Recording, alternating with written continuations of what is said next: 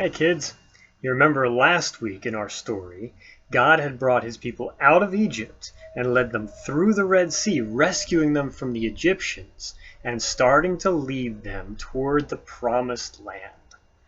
That brings us to this week's story, which is called 10 Ways to Be Perfect. So there they were, granddaddies and granddads and babies and uncles and aunts and children and moms and dads out there in the middle of the desert. And they had blisters from all the walking. They were hungry and thirsty and much, much too hot.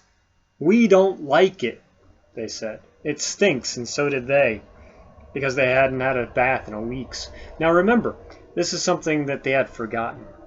God had done some amazing things for his people. He'd hidden them inside a cloud. He'd moved the sea. He'd set them free. But God's people still weren't happy.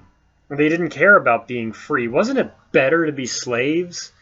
At least then they'd had lots of food to eat. "God doesn't want us to be happy," they said. It was the same lie that Adam and Eve had heard all of those years before. God had brought us out here to kill us. God doesn't love us. They didn't know God very well, did they? Well, every day of their journey, God kept showing them how he would look after them if they would trust him and obey him. When they were hungry, God made the sky rain with food, bread coming down from heaven.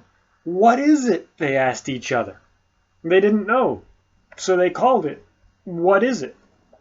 I guess that seems like a really good name for something if you don't know what it is. When they were thirsty and started quarreling, God made water flow out of a rock. Moses called that place Quarreling because that seemed like a good name too. But still, God's children didn't trust him or do what he said. They thought that they could do a better job looking after themselves and making themselves happy. But God knew there's no such thing as happiness without him.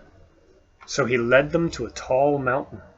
God wanted to talk to his people and show them what he was like. He wanted to help them know him better and tell them about the special land that he was going to give them. "The whole earth belongs to me," God said, "but I have chosen you.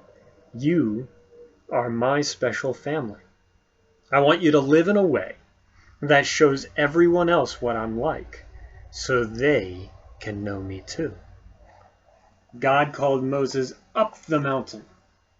The great mountain shook. A thick cloud fell, thunder roared, lightning cracked, and God gave Moses 10 rules called commandments. "I want you to love me more than anything else in all the world. And I want you to know that I love you too," God told him. "That's the most important thing of all." God gave them other rules too, like don't make yourselves pretend gods, don't kill people, don't steal, don't lie. The rules showed God's people how to live, and how to be close to him, and how to be happy. They showed how life worked best.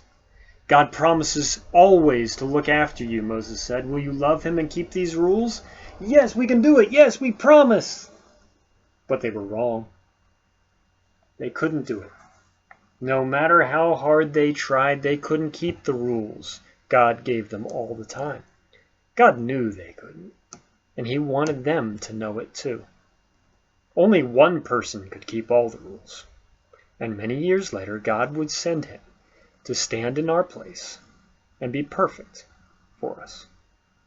Because the rules can't save them. Only God can save them. Have a good week, kids. See you next time.